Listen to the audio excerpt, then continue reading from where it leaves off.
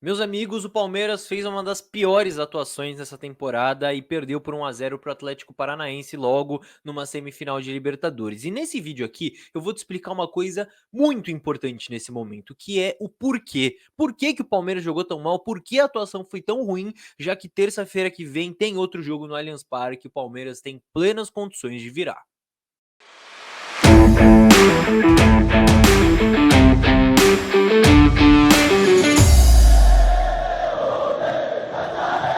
Salve, salve você que acompanha a Análise Verdão aqui no YouTube, meu nome é Leonardo Suzuki, sejam muito bem-vindos a mais um vídeo num tom aí que talvez eu não gostaria de fazer, infelizmente, vindo aqui analisar uma derrota para o Palmeiras ainda em Libertadores, né, uma coisa muito rara, mas tem um ponto positivo de derrotas do Palmeiras, que é aprendizado, a gente entendeu o que deu errado e aqui eu vou explicar para vocês, para que não se repita, para que a gente consiga evoluir com isso, né, às vezes tem comentário aqui, vocês falando, pô, você não faz análise de derrota do Palmeiras, é porque não tem muitas. Dessa vez teve e tem motivo pra gente entender, pra gente analisar e pra gente evoluir. Então, pra gente não perder tempo, já começa deixando o seu likezinho aí, né? Porque eu tô vindo aqui logo depois do jogo, nessa terça-feira à noite, gravar esse vídeo aqui pra ele estar no ar na quarta-feira pra vocês assistirem. Então, valoriza o trabalho só com um likezinho, é de graça, já ajuda muito. E se você estiver por aqui e ainda não está inscrito, por favor, inscreva-se aqui no canal também. É de graça, também é só um clique e ajuda muito a gente a seguir com o nosso trabalho por aqui, fechou?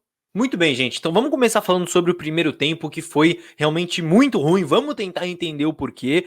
Falando do Palmeiras ofensivamente, que criou pouquíssimo, eu expliquei na análise do Atlético Paranaense, que foi o vídeo anterior aqui no canal, que o Atlético marca por encaixes individuais. Isso ficou muito claro ao longo do jogo. Então, qual que foi a ideia do Palmeiras, pelo menos que eu entendi? Tentar bagunçar esses encaixes, tentar espalhar os jogadores para abrir espaço pelo meio e uma coisa que o Palmeiras tentou muito no primeiro tempo era o Flaco Lopes saindo, o Flaco Lopes descolando, saindo da referência, tentando atrair um zagueiro para receber essa bola nas costas dos volantes. Então o Palmeiras espaçava os jogadores, tentava atrair essas referências individuais do Atlético para gerar esse espaço por dentro. O espaço estava sendo gerado, o passe estava entrando, mas o Flaco não estava conseguindo segurar essa bola. E mesmo assim, a primeira grande chance do jogo foi do Palmeiras logo aos 5 minutos, e é uma chance que o Lopes não pode perder de jeito nenhum. Ele até teve mais uma no final do primeiro tempo de cabeça, mas aquela foi muito clara. Logo aos 5 minutos, um passe do Dudu ali, uma tabelinha, depois de uma pressão pós-perda do Palmeiras ali no campo de ataque,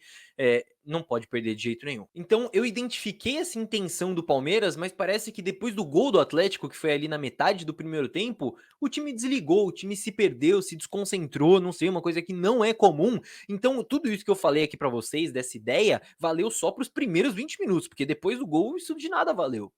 Então, para a gente observar isso na prática, eu já puxei o campinho aqui para a gente entender, porque tem algumas coisas interessantes. Escalei aqui os dois times e qual que era a ideia do Atlético, né? Como eu disse, esses encaixes. Então, os dois laterais ficavam com os dois pontas, então o Kelvin seguindo o Rony, o Abner seguindo o Dudu, o Pedro Henrique ficava com o Flaco e aí tinha o Thiago Heleno na sobra. Então, aquilo que eu falei, quando o Flaco voltava, ele conseguia atrair o Pedro Henrique, isso dava certo. Só que a bola não ficava com o Palmeiras, o Flaco não conseguia segurar essa bola. O Hugo Moura ficou grudado no Veiga o jogo inteiro. Então, esse trio de meio-campo do Atlético grudou no trio de meio-campo do Palmeiras. Hugo Moura com o Veiga, o Fernandinho com o Zé Rafael e o Alex Santana com o Gabriel Menino. E os dois pontas com os dois laterais. Sobrava ali o Vitor Roque com os dois zagueiros, mas o Vitor Roque nem marcava os zagueiros ele pressionando. Ele marcava na altura do meio de campo. A partir do meio de campo, ele pressionava essa saída do Palmeiras com os zagueiros. Então, os encaixes do Filipão estavam muito claros e o Palmeiras podia manipular esses encaixes, podia tentar fazer isso.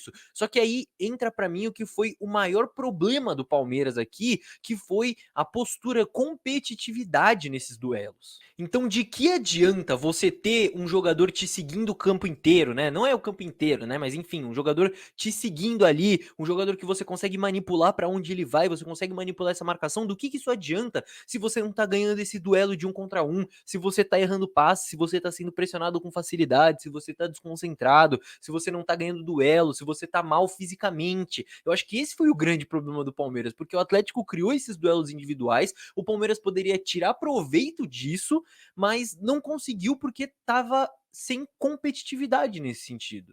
Tanto que quando a gente vai ver o Palmeiras defensivamente, né, marcava ali com o Flaco Lopes e o Veiga um pouco mais à frente, marcando os zagueiros, o primeiro volante, o Zé e o Gabriel Menino por dentro, a linha de 4 lá atrás e o Dudu e o Rony voltando com os laterais, né, o Dudu com o Abner e o Rony com o Kelvin. Mas muito espaço, o Palmeiras deixando espaços que geralmente não cede aos seus adversários. Então, principalmente pelo lado direito do Palmeiras, muito espaço ali para Vitinho, para Abner ultrapassar. Pelo lado direito aconteceu algumas vezes também. Eu falei no análise sobre o Atlético dos laterais ultrapassando.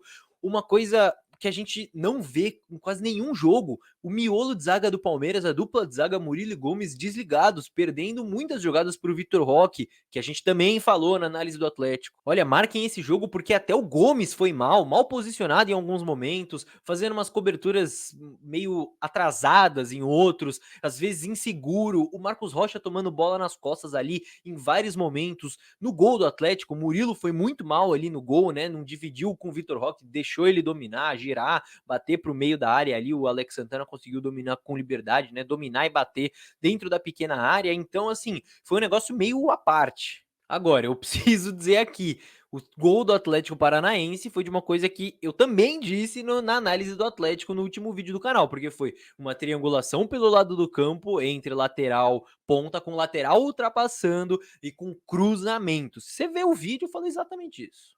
Mas resumindo, eu acho que o grande problema do primeiro tempo foi um problema que a gente raramente vê. E é por isso que é tão importante a gente prestar atenção nisso, porque tem que ser um ponto fora da curva. Tem que ser uma coisa que aconteceu nesse jogo e que não vai mais acontecer, que não vai virar regra, que é falta de competitividade. Isso vale para o momento com bola e para o momento sem bola, como eu acabei de explicar para vocês. Então, tem que ser uma exceção. E aí, quando a gente vai para o segundo tempo, o jogo ele equilibra um pouco mais. Claro que não dava para ser pior do que o primeiro tempo, né? Pior do que aquilo não dava para ser, mas o jogo equilibra um pouco mais só do Palmeiras competir um pouquinho mais. Não tava no ideal ainda, certo? Tava longe do ideal, mas só de competir um pouquinho mais do que foi no primeiro tempo, o jogo já equilibrou um pouco mais. Então essa ligeira melhora na competitividade fez o Palmeiras ganhar mais segunda bola e aí conseguir se estabelecer um pouco mais no ataque, mas ainda assim errando muito tecnicamente, errando passe bobo, sabe? Coisa de falta de concentração. Até deu pra sufocar um pouco mais. Só que pra gente que acompanha esse Palmeiras há muito tempo, né? Esse Palmeiras do Abel Ferreira, esse Palmeiras em 2022, a gente sabe que aquilo tava longe do ideal. Aí na metade do segundo tempo, né, 25 minutos por aí, o volante do Atlético é expulso, o Hugo Moura, no que foi uma das maiores burrices que eu já vi um jogador fazer num campo de futebol. O cara deu um tapa, foi uma das maiores burrices que eu já vi, mas vale dizer, a gente perdeu o Veiga aos 5 minutos por uma entrada duríssima desse jogador, ele nem levou amarelo naquela jogada, né? Uma entrada duríssima, inclusive torcendo para que o Veiga se recupere o mais rápido possível, mesmo ele estando em uma fase, é um jogador extremamente decisivo e perder ele aos 5 minutos do segundo tempo foi longe de ser notícia boa. Agora, a partir da expulsão do Hugo Moura, o Palmeiras até ensaia uma pressão, tentar sufocar ali, tem uma chance ali com o Rony de calcanhar depois de um cruzamento, né? E eu falei sobre cruzamentos contra o Atlético Paranaense também no último vídeo, fazer o quê? Você tem que ir lá assistir.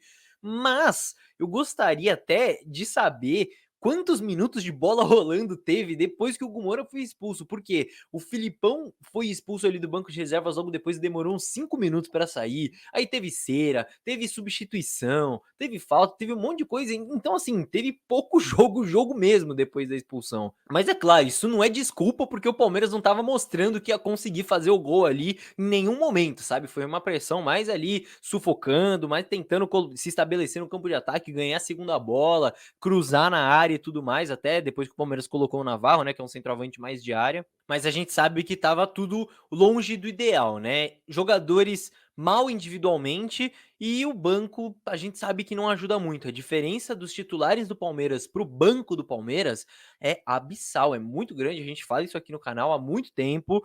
Não é chororô, não é desculpinha, é só um fato. Eu acho que o Tabata até não entrou mal, tá? Ele que entrou no lugar do Veiga, eu achei ele até lúcido ali dentro de campo, não acho que entrou mal, mas Wesley, Navarro, enfim. enfim, não tiveram influência nenhuma no jogo ali positivamente pro sufoco, pra pressão que o Palmeiras estava tentando exercer. E até entre os titulares, muitos jogadores mal individualmente, né? Eu falei sobre Marcos Rocha, eu falei sobre Gomes, falei sobre Murilo, acho que a dupla de volantes também não foi bem. O Flaco Lopes muito mal ali, principalmente no primeiro tempo, para segurar essa bola, né, que vinha ali para ele fazer o pivô, arrastar um zagueiro e perdeu a grande chance do jogo. Eu acho que talvez o único jogador que se salvou ali, pelo menos para mim, do Palmeiras foi o Dudu. Mas agora, gente, 2 pontos muito importantes. Primeiro de tudo, sem essa de o Palmeiras perdeu para si mesmo. Ah, o Atlético nem foi, o Atlético não jogou nada, o Palmeiras que perdeu para si mesmo. Gente, isso não existe. Sabe quem fala isso? Flamenguista sobre a final da Libertadores de 2021. Ah, o Flamengo perdeu para si mesmo, foi o escorregão do Andrés. A gente sabe que não. Do mesmo jeito, o Palmeiras não perdeu para si mesmo contra o Atlético Paranaense porque existe adversário. Por favor, não caiam nessa, porque isso é de uma arrogância muito grande, tá? O Atlético fez um bom jogo e ninguém ganha desse Palmeiras batendo uma invencibilidade do Palmeiras de 20 jogos como visitante, de 3 anos sem perder como visitante em Libertadores, sem ter mérito, tá? Então o Atlético teve o seu mérito. Eu só tô falando isso porque depois do jogo eu fiz um tweet ali falando que foi uma noite 100% felipônica na Arena da Baixada, né? Porque foi, essa vitória foi a cara do Felipão. A gente que conhece ele sabe. Teve gente falando, não, nada a ver, o Palmeiras que jogou mal, o Atlético nem foi bem, foi, sabe? O Palmeiras jogou mal, sim. Nesse vídeo eu tô explicando por quê. Mas não vamos tirar o mérito do adversário, porque isso não é com a gente. E segundo, e também muito importante, calma. Dá pra virar. É um gol de diferença. Não tem gol fora de casa. A gente sabe que esse Palmeiras é forte. Os desfalques são complicados, né? O Scarpa vai voltar pelo menos, mas o Danilo segue fora. Mas calma, dá pra virar. Esse Atlético Paranaense é um time difícil. O Filipão é um treinador excelente, mas calma, tá? Calma. E mais uma vez, se você quiser entender quais são os pontos fracos desse Atlético e como o Palmeiras pode vencer eles, vem no card e acompanha o último vídeo que saiu no canal, que foi a análise completa do Atlético Paranaense. E muita coisa que eu falei naquele vídeo aconteceu nesse primeiro jogo e com certeza vai acontecer no segundo também. Então confere lá que ainda dá tempo. E claro, se você tiver alguma outra sugestão de vídeo que você queira que eu traga pra cá, por favor, comenta aqui. O campo de comentários está aberto também, dá sua opinião sobre o jogo, faz a sua pergunta, enfim, faz a sua análise, sempre aberto pra gente trocar ideia por aqui, se você concorda, se você discorda. Vamos conversar aí respeitosamente nos comentários. E se você chegou até aqui, eu mereço o seu like, né? Pra gerar esse debate, pra você que curtiu o vídeo, deixa o likezinho aí, não custa nada. E se inscreva no canal também mais uma vez,